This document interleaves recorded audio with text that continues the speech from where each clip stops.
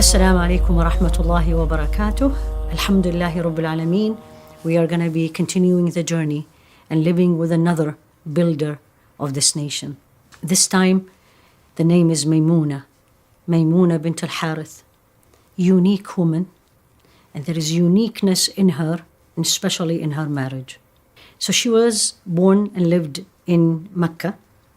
And she comes from a noble family. Interesting, her name was not Meymune. In fact, her name was Barra. But when Rasul ﷺ married her, he actually changed it to Meymune, which means a blessings, or a woman who's blessed, or a person or a woman who brings blessing and barakah. May Allah make us all of that. Her family is very unique. Her sister, Lubna, she was the second woman who accepted Islam. Her half-sister, Sayyidah Zainab bint Khuzaymah, which is one of the wives of Rasul alayhi salatu wasalam. She is the aunt of Sayyidina Khalid ibn al-Walid and Abdullah ibn Abbas, two icons of the Muslims. She embraced Islam before the Hijrah, and she stayed in Mecca and then moved to Medina 3 years after her marriage to Rasul alayhi salatu wasalam. 4 characters she was described. May Allah give us all this. Number 1, she was described as a pious woman. Rasul alayhi salatu wasalam said about her, she is the symbol of goodness. What did she do that her husband described her like this? Second, very affectionate to her relatives. And you see this when you see the hadiths and the sayings of Rasul alayhi salatu wasalam that she narrated. One of her relatives, usually in the chain of the narration, described as being proactive. What does that mean? She was the one who wanted to marry Rasul alayhi salatu wasalam.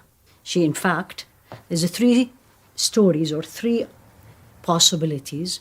Either she sent her relative, the husband of her sister, to go and propose to Rasul alayhi salatu wasalam. And another story said, in fact, she proposed to Rasul alayhi salatu wasalam directly when they were in a caravan. And another one, she said, another relative of her, she approached him to go and propose to Rasul alayhi salatu wasalam. She wanted to be one of the mothers of the believers. And who doesn't want to be? As we have been covering in this series, the Surah Al-Ahzab, the Confederate in the Quran, covers a lot of the incidents around the Rasul alayhi salatu wasalam in his house with his family. She proposed to Rasul alayhi salatu wasalam as she wanted to be one of the mothers of the believers. And one verse, which is verse 50, where Allah subhanahu wa ta'ala was describing or telling Rasul alayhi salatu wasalam which woman you can marry or you can't marry. One of them is the woman who proposed to Rasul alayhi salatu wasalam. The scholar says this is Sayyidah Meymune. Now the 4th one is one of her legacies actually. She was, or she is still regarded as one of the authorities in fiqh. Many of the sayings of Rasul alayhi salatu wasalam related to fiqh ruling, the rulings of how do we perform things in Islam, is actually related by Sayyidah Meymune. For example, the Islamic bath, the ghusl, it's described by her. And she said, I prepared the water for Rasul alayhi salatu wasalam. And then she went on and described exactly what he did. So not only described the minimum needed for the Islamic bath, but actually the sunnah, how he did it, alayhi salatu wasalam. Another one which is really interesting, and many of us knows this about the virtues of the mosques, especially the mosque of Rasul alayhi salatu wasalam. In fact, this hadith was narrated by her.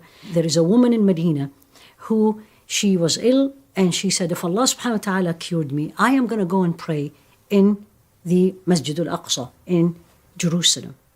So Allah subhanahu wa ta'ala cured her, and she was saying this to Sayyidah Meymune. And Sayyidah Meymune told her, don't go. Stay where you are and eat from the food you are making.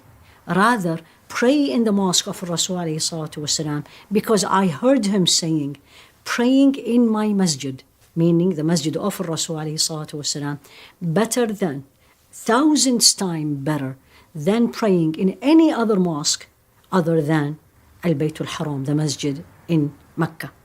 And the third thing, which is very interesting, is actually described as she also is very considerate and caring. She was sitting with the Rasul alayhi salatu wasalam and Sayyidina Khalid ibn al-Walid and Al-Fadl, her brother-in-law. And they brought food to Rasul alayhi salatu wasalam. And the food had meat. And as about Rasul alayhi salatu wasalam to pick up that piece of meat, she said to him, "This is a meat of a lizard." And Rasul alayhi salatu wasalam put it back and he said, "I don't eat that meat. If you want, you can eat." So this tells us and teaches us that sometimes Rasul alayhi salatu wasalam, when he says, "I don't eat" or "I don't do," this is his preference as a human being. So it's not ruling, fiqh ruling, don't eat. So Sayyidina al-Fadl and Sayyidina Khalid ibn al-Walid, they ate it. She didn't. But look at what she said. She said, "I am not going to eat something my husband, Rasul alayhi salatu wasalam, doesn't eat." Very considerate. One of the narrations that she also narrated and taught us Muslims an important ruling of Hajj is that on the day of Arafah, Rasul alayhi salatu wasalam was standing in Arafah and people wanted to know, was he fasting or he was not? Now we all know that the companions had so much etiquettes and awe and respect to Rasul alayhi salatu wasalam that they don't ask him direct questions. But they wanted to know, so should they do it or not? So what did she do? She actually brought milk to him and he drank it. And then everybody knew that the person in Hajj should not fast on the day of Arafah. So again, out of her fiqh, etiquettes, and taking care of her husband. She passed in the 61 year after Hijrah.